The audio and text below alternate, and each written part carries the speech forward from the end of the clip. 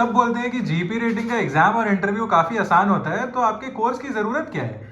ठीक है, जो सब बोलते हैं और होपफुली किसी अच्छे इंस्टीट्यूट में नहीं होंगे, क्योंकि जो अभी अपना रिसेंट में जो सेशन गया और जो सिलेक्शन हुआ है, जो मैंने बच्चों से बात करी है, जो क्वेश्चंस मुझे मिले हैं बच्चों से, चाहे वो एग्जाम के हो गए चाहे वो इंटरव्यू के हो गए, एक एक करके बात करते हैं। पहले एग्जाम पे आते हैं। ठीक है, एग्जाम का जो लेवल था, उसमें जो इंग्लिश का लेवल था वो काफी डिसेंट लेवल था, जो कि आपको डीएनएस के जो एग्जामिनेशन वगैरह होता है उसमें पूछा जाता है। उस लेवल का ग्रामर अगर आप एकदम डेडिकेटेड होकर उस लेवल का ग्रामर नहीं पढ़ोगे तो आपको नहीं आएगा, आपको एक्टिव पैसिव वॉइस नहीं आएगा, आपको डायरेक्ट इनडायरेक्ट स्पीच नहीं आएगा, आपको कॉम्प्रिहेंशन में से क्वेश्चन का आंसर निकालने नहीं आएगा।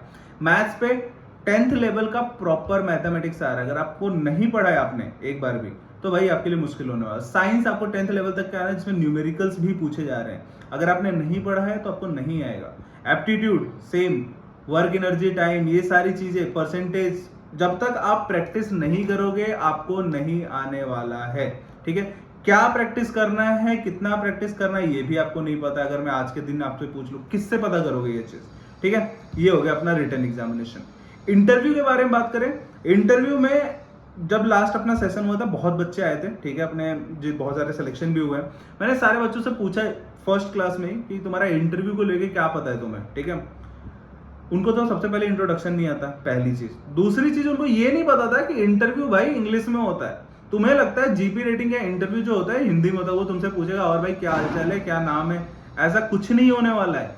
They will ask you English में कि इंट्रोड्यूस योरसेल्फ, पापा के बारे में बताओ, पापा अगर मर्चेंट नेवी में है तो किस पोजीशन में है, क्या कर रहे हैं, ये सब चीजें सब कुछ इंग्लिश में होने वाला है। क्रॉस क्वेश्चनिंग जो होगी इन क्वेश्चन पे, वो भी तुम्हारी इंग्लिश में होने वाली है। इसके बाद टेक्निकल क्वेश्चन पे आ जाते हैं इंटरव्यू के। टेक्निकल क्वेश्चन में they will ask you class 12th level तक के प्रिंसिपल, आर्किमिडीज प्रिंसिपल, जहाज फ्लोट कैसे कर रही है, एक नीडल फ्लोट क्यों नहीं कर रहा है, साइज में इतना डिफरेंस है, मार्नस इफेक्ट पूछ लेंगे, बहुत सारी चीजें, बॉयंसी वगैरह चीजें पूछ लेंगे। ये बेसिक्स आपके 10th लेवल तक में है, लेकिन the level of answer they are expecting, वो कैप्टन है भाई, फ्लीट मैनेजमेंट का कैप्टन बैठा है जो वहां पे इंटरव्यू ले रहा है, जो डीएनएस के भी इंटरव्यू ले रहा है, उसने बहुत अच्छे कैडेट्स देखे हैं, बट वो जीपी रेटिंग में भी एक्सपेक्ट कर रहा है कि उसके पास एक अच्छा ही कैडेट है। तो इसलिए आपको जो प्रिपरेशन है वो तो भाई एक कैडेट लेवल तक की करनी पड़ेगी।